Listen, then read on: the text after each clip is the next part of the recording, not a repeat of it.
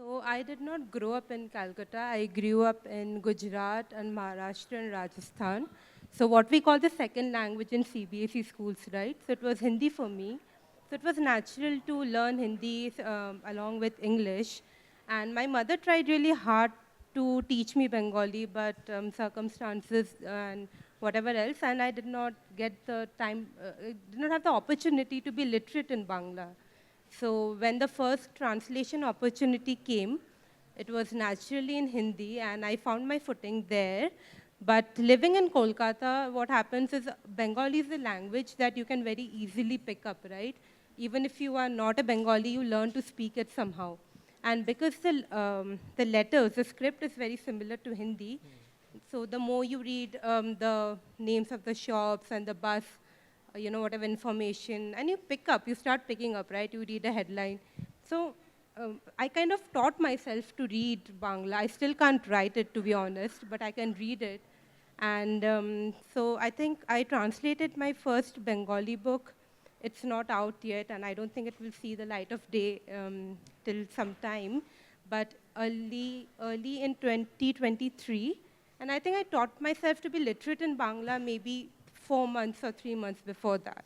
But because I speak Bangla at home and it's my mother language, it was not so difficult, I just had to give it some time to get used to the written word and the written script. So it was like a new relationship with the Yeah, I script, think but so, you in had some already ways. had the vocabulary and Yeah, the culture exactly, and all yes. the other references. Yeah, yeah. I think it's a perfect time for Arunava to come in, who's like the OG of Bangla and who has like such a wide oeuvre, you can correct my French pronunciation, and his three recent books.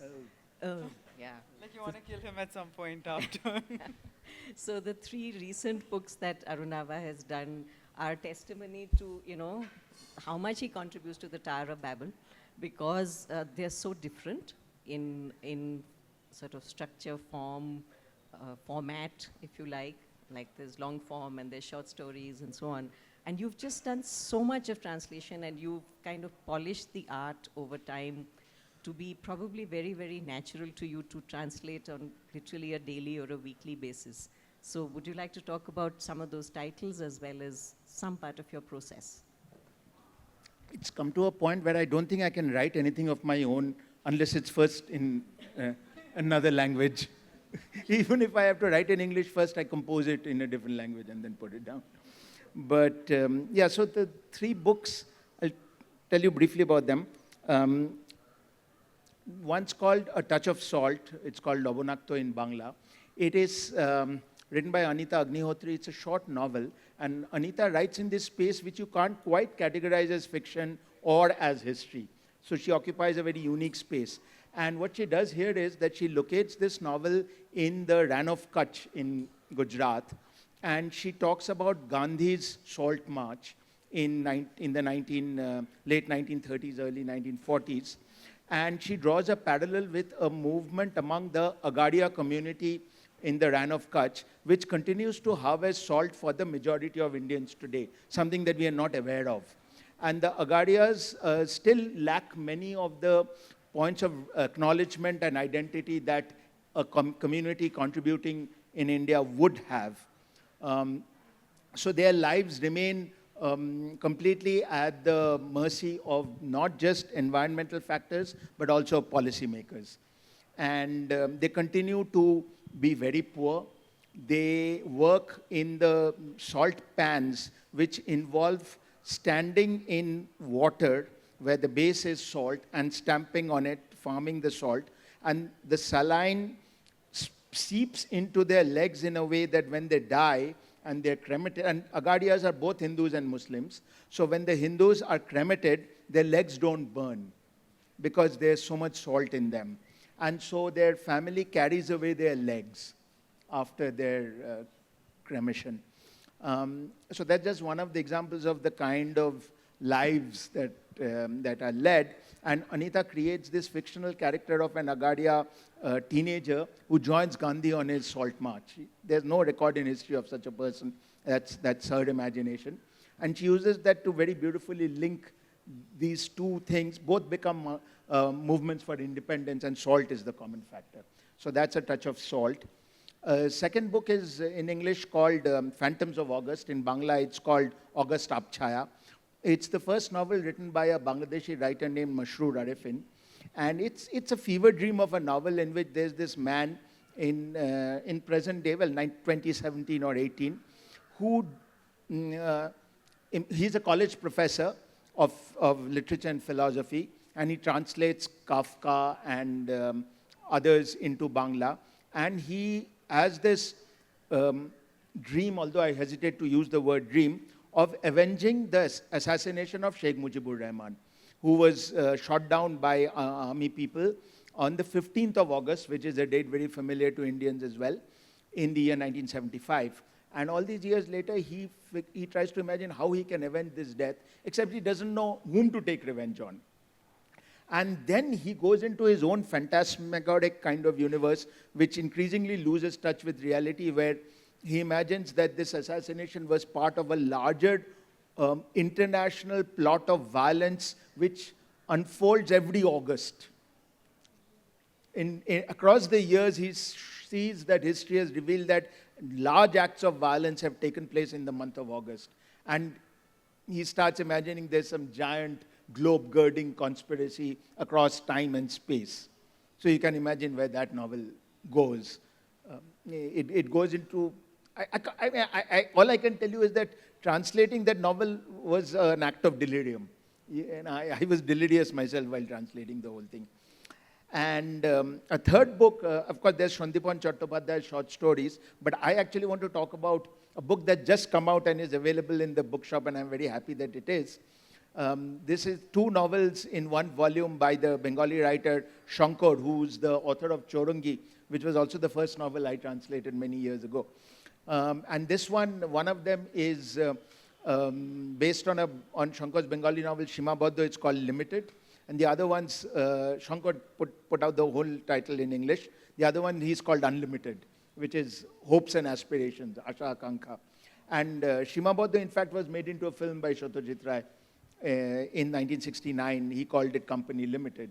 So after all these years now, these 2 novels have got an English translation. So they're quite traditional in the way that the novels have been written. But translating Shankar is always a joy and an act of personal gratitude for me. How lovely. So we'll come back and talk about the kind of Bangla across the border and on this side, but let's just bring Nandini into the conversation, who is, again, she's one of those rare talents who translates from many languages, which are separated by continents and oceans. Yes. So she translates from the Urdu as well as from Tamil and French. And I'm going to ask you, Nandini, because I read your Tamil translation of Charu Nivedita's novel, which you said you practically rewrote because the humor was, in some sense, untranslatable, or the musicality of it was? It's not just the humor, it's just that the kind of writer Charu Nivedita is, he writes about the process of writing the novel. Like, you know, the 4th chapter, he'll say, so I sent these 3 to my Tamil publisher, that person said it's shit, so ignore the first 3 chapters and read from here on.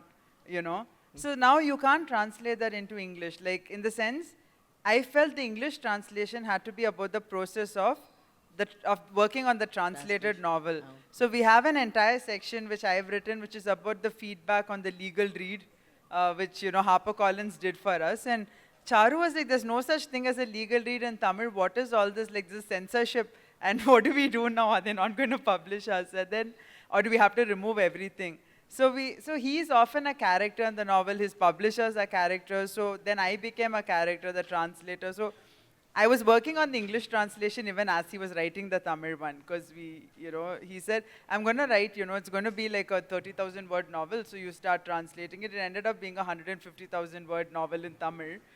In English, it's about half. So we cut out a lot and we added a lot.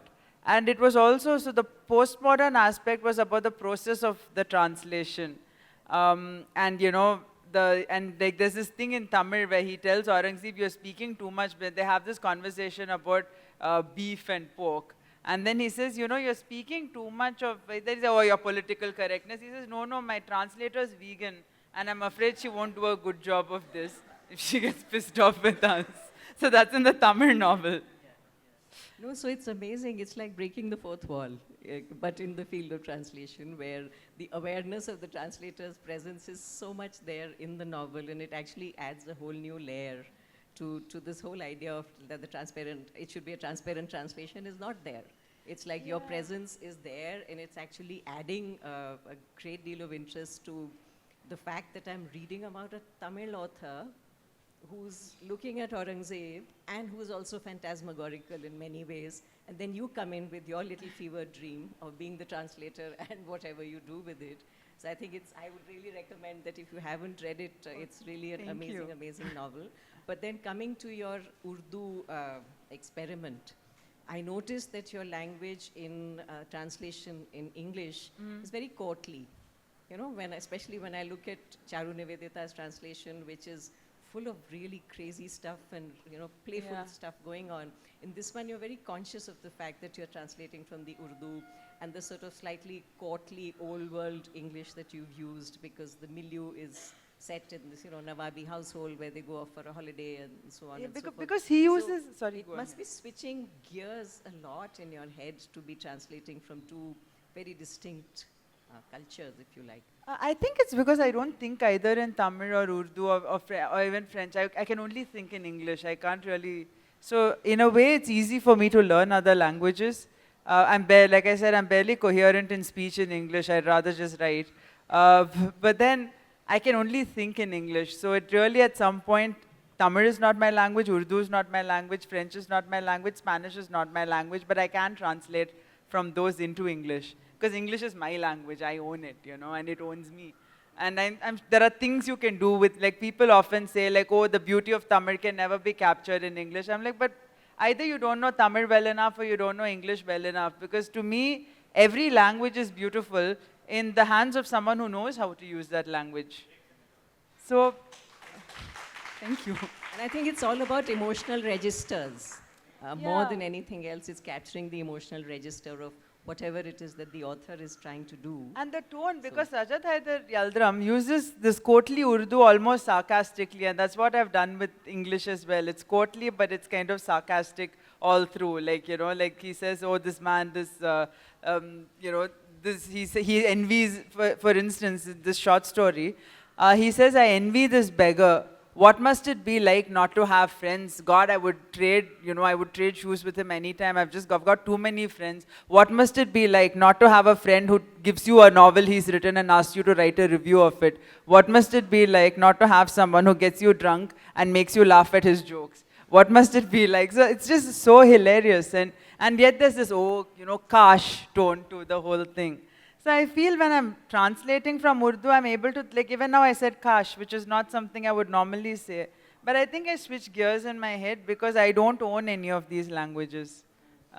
So I think translators are living examples of the plasticity of the brain, you know, in so many ways, where you kind of enter into another language, enter into a different space, and yet your output is in the language that you're most comfortable in.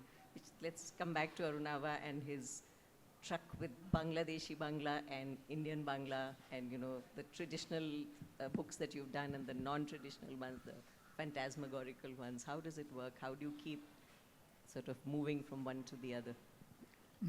So there are some differences, of course, in the way Bangla is used in Bangladesh vis-a-vis India, but that's more to do with, mostly with vocabulary and some pronunciation. The pronunciation matters less because it's written.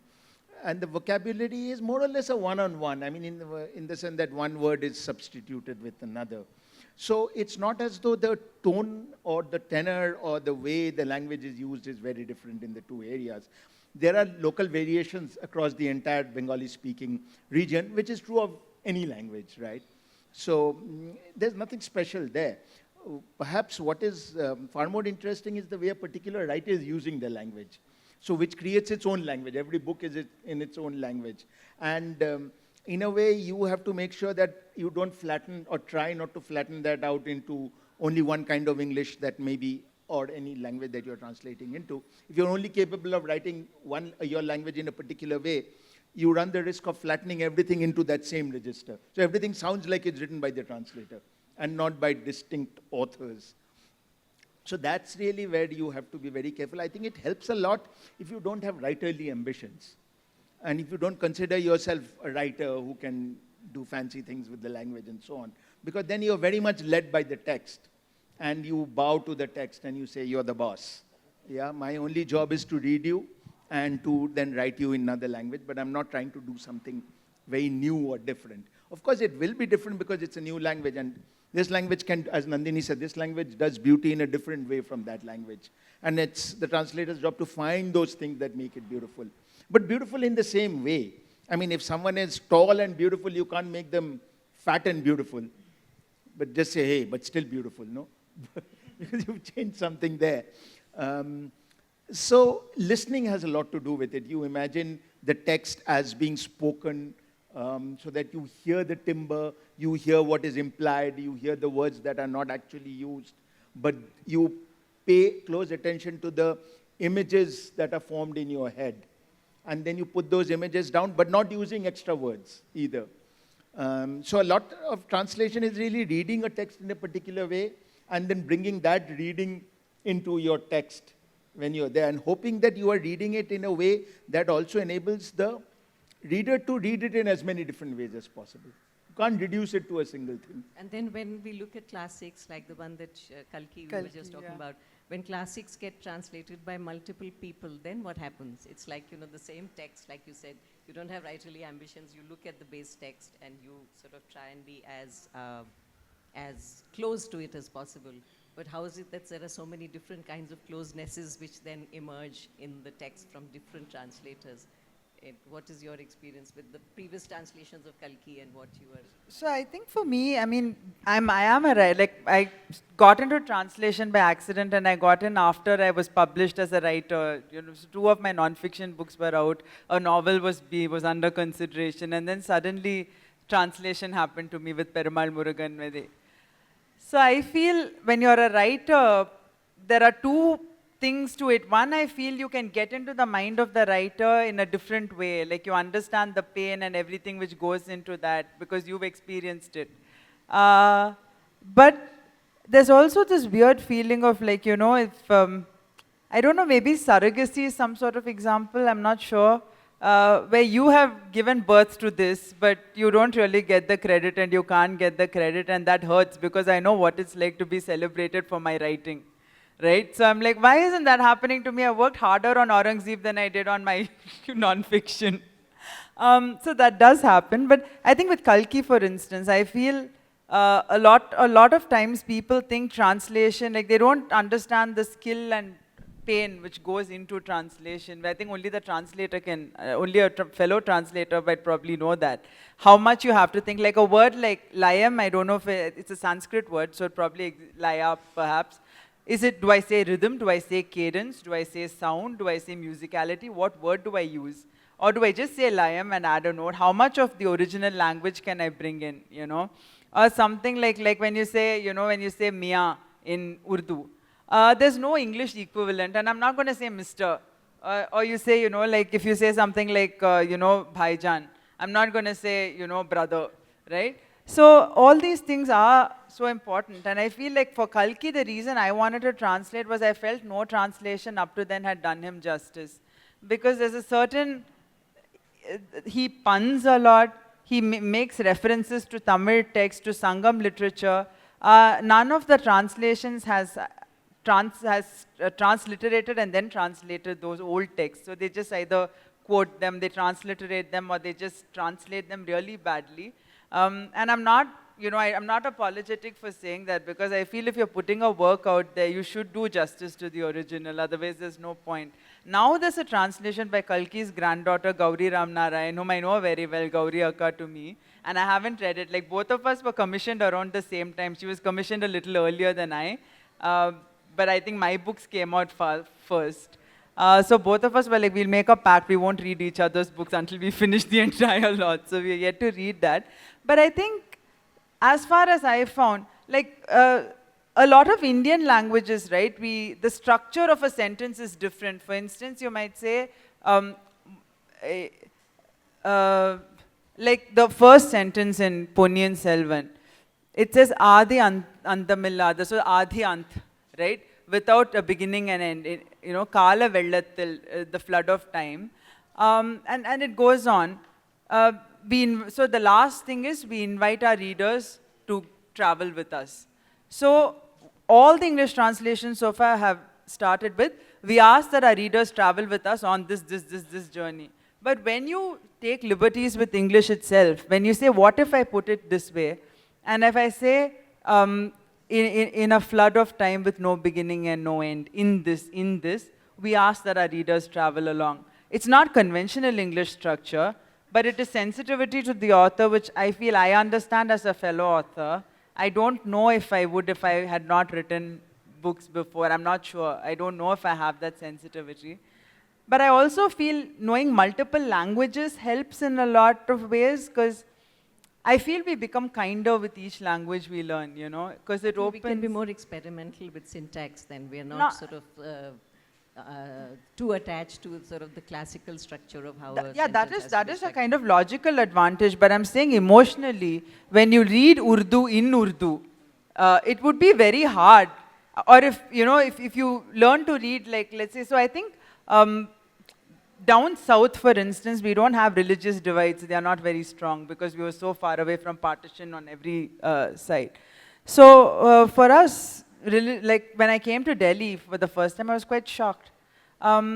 So I think it opens your mind in a lot of ways, and I wish sometimes that, you know, the kind of hardline talk I've heard in the north, I wish people would just learn each other's languages, and I feel that would make it a kinder world, really, because you understand how people think, how people feel. I couldn't agree more. So Sayari, since you are actually translating from a language which is different from your mother tongue, but it is also very closely related to your mother tongue, and you just translated Chandan Pandey, who writes really gritty sort of stuff where you can smell the earth and you can sense the hard line and the divisions and so on. So what is your ambition? What sort of works would you want to continue to translate? More contemporary stuff, or also some of the classics in both languages? You know, now that the book is out for a while, I can say that had I not started with Chandan, I might not have picked him up, because he's extremely difficult to translate, and his Hindi is not the Hindi that you hear in cities. It's from a place in Uttar Pradesh called Deoria, and the Hindi is a little like, it's called the Deoriai Hindi or something of that sort. And I think it was just beginner's luck, you know, that I just went straight into it, and I had no context about what else could happen with Hindi, right? And I just like dived into it, and I did it like every day I was translating. And I think I had the manuscript ready in 6 months, and I got in touch with Chandan, and then we went over some doubts and some wrinkles that they were there. But sometimes I talk with Arunava about my, you know, future projects and translations and things like that, and I tell him very frankly that I think that was just beginner's luck. Now that I know how difficult translation can be, maybe I would have avoided him. So I do want to work with him again. We are talking about another novel, which he is writing at the moment. It's also in its draft stage. It's not out yet, but I have translated about 2,000 words, I think. I submitted it somewhere, and it was very difficult. But, you know, sometimes there's joy in that challenge, right? You don't want to do every book in 6 months or 3 months. Sometimes you want to sit with something for a year. So I don't think I can complain too much about it. And Bengali is easier for me because for now I have translated urban writings, you know, set in Kolkata. The authors are alive, and they talk about very contemporary issues, so it's not too difficult. But for Hindi, it's been a real challenge, especially Chandan. So. But it's like being thrown into the deep end. Yes, now, exactly. So I can't, exactly, that's why I can't complain, right? I'm like, okay, I've had my Agni Pariksha, now things can only get easier maybe. Yeah. So then coming to the veteran amongst us who's translated urban, rural, you name it, what's it like to kind of, I mean, is your process now so settled and you're so comfortable with doing it, or is it different with every book and you approach it with a different mind space? Do you give yourself time, or do you just translate every day? No, I translate every day, certainly. The base process is the same, but it the approach does vary from book to book because you have to decide what are the 2 or 3 things you really need to foreground in a particular translation. And some, when doing that, for example, there's a book I'm translating now where the lyricism is very strong. But lyricism is a quality that cannot be translated through words alone, especially between 2 languages which do not share much, Bangla and English. So you have to create a new kind of lyricism in a new language. So it slows you down a bit, but it slows you down in a pleasurable way because you also realize that it can't quite be flow writing. You have to think about it, you have to craft lines, you have to run them over in your head. Does this sound good? Yes, no, maybe, etc. Do you get somebody else to read it while you're halfway through? Or No. I'm terrified of that because everybody will have very valid opinions and it will slow me down completely. So best not to do that because at the end of the day, I am still translating the way I can translate. I will not be able to translate the way Nandini will.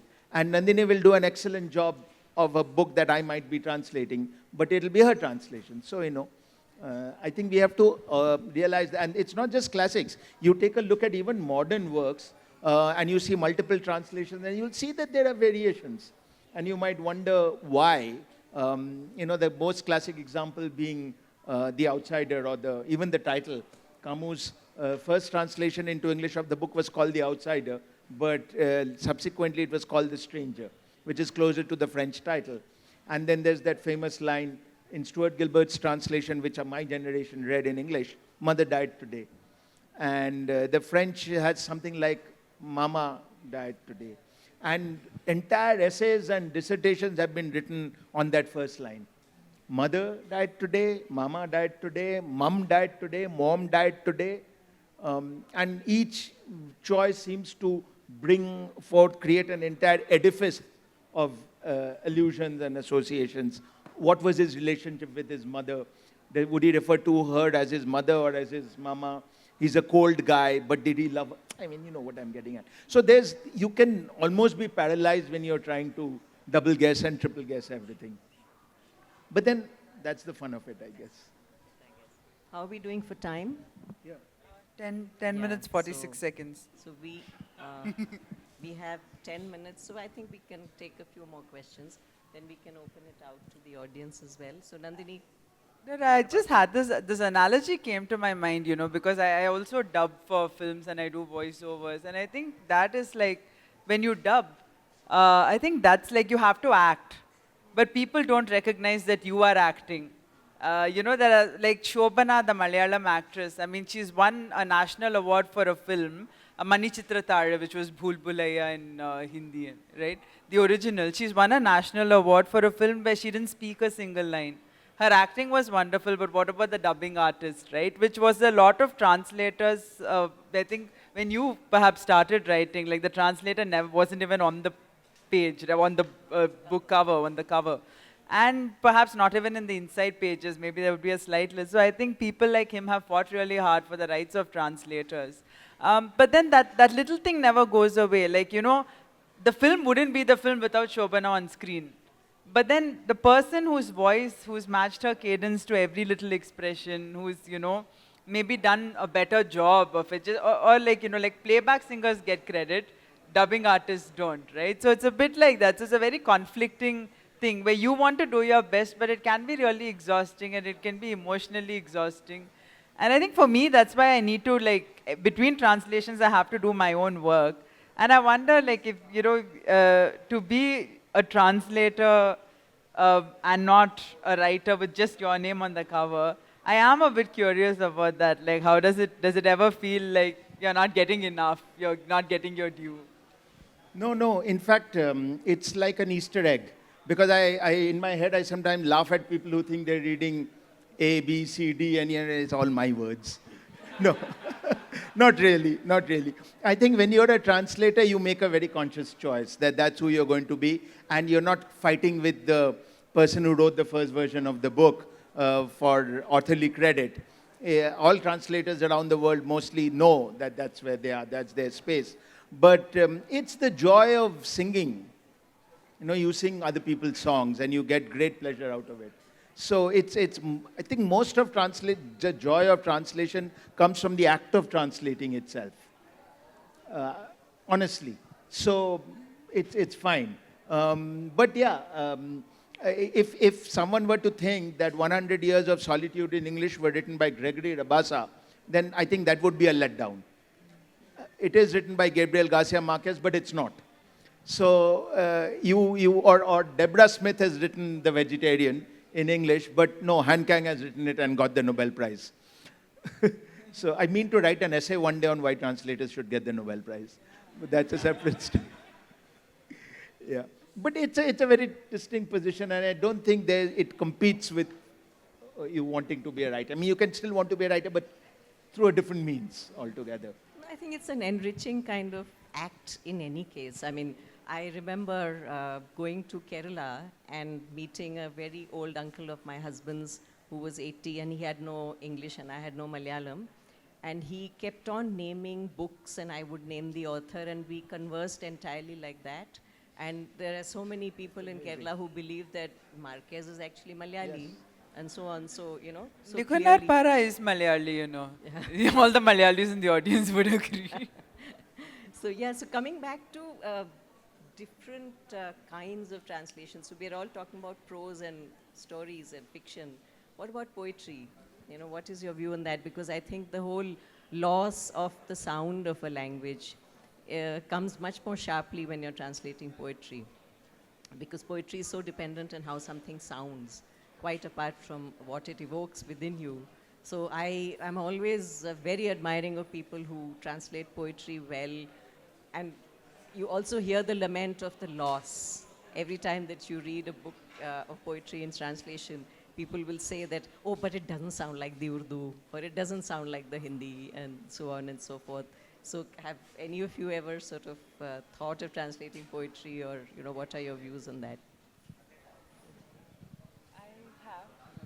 I haven't translated poetry, but my forthcoming novel by Manav Kaul, it's also from the Hindi. On the very last page, there's actually a poem. And I thought that my challenge was over, and then suddenly a poem, you know, pops up. I'm like, oh no, like I can't leave it out because it was important to the plot, and I went for it. But I would agree it is very difficult, and I don't think I've done a good job. But my editor hasn't complained yet, so maybe it was a passable job. Yeah. Have you ever tried, Arunava? No, go ahead. Yeah, I have some poetry in translation. I've published them. So poetry, you're right, it's a completely different ball game. But I find this idea of loss pretty meaningless. Because imagine the loss of not reading, name your favorite poet. Kartika Nair. Okay, imagine the loss of not reading Kartika Nair if you don't read English. Imagine the loss of not reading Thomas Transtromer if you don't read the language in which he wrote his poem. I mean, translation is essential to literature, right? So the question is, have you created poetry in another language? And what is it that you're creating poetry with? If the Bangla poem creates poetry with sounds, then you have to create poetry in English with sounds. It won't be the same sounds.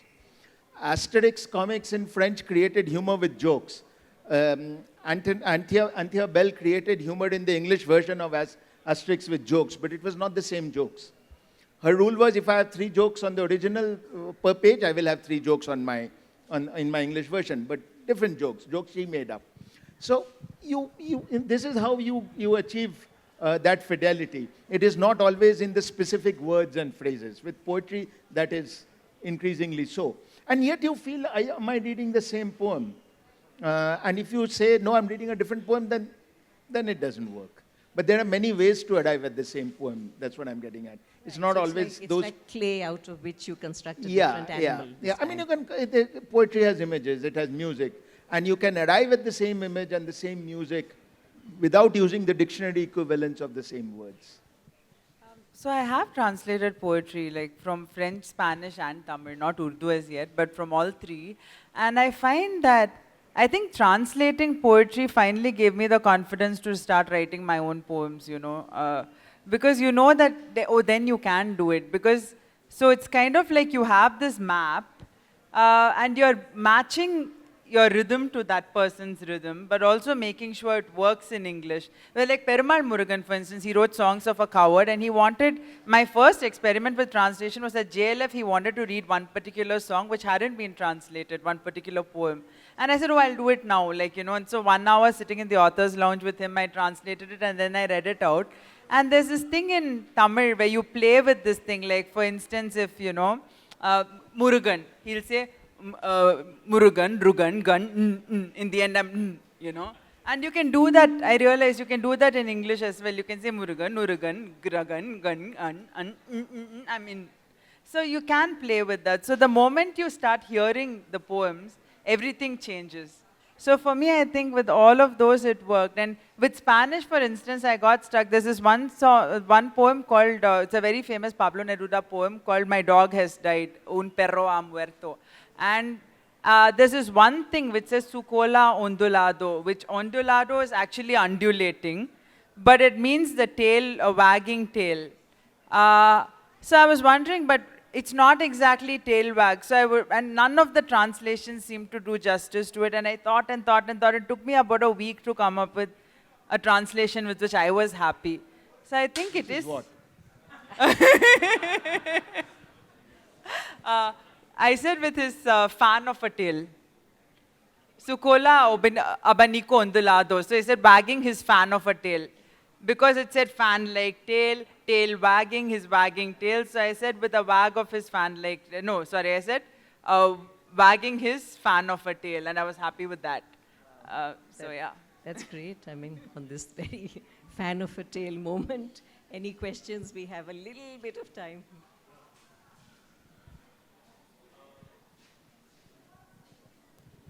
Yeah.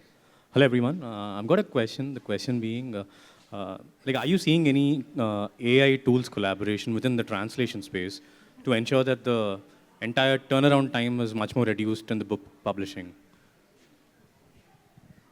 I didn't understand the question exactly. Are you seeing any AI tools collaboration, like within the translation space? AI? AI? Yeah, I entertain myself a lot with AI translations. AI hallucinates, you know, and produces very authentic looking translations that have nothing to do with, or no, well, not much. I mean, I'll give you a quick example. I recently asked AI to translate one of Abanindranath Tagore's essays on art. And they did a very convincing job, even throwing in some spurious quotes by Rabindranath Tagore.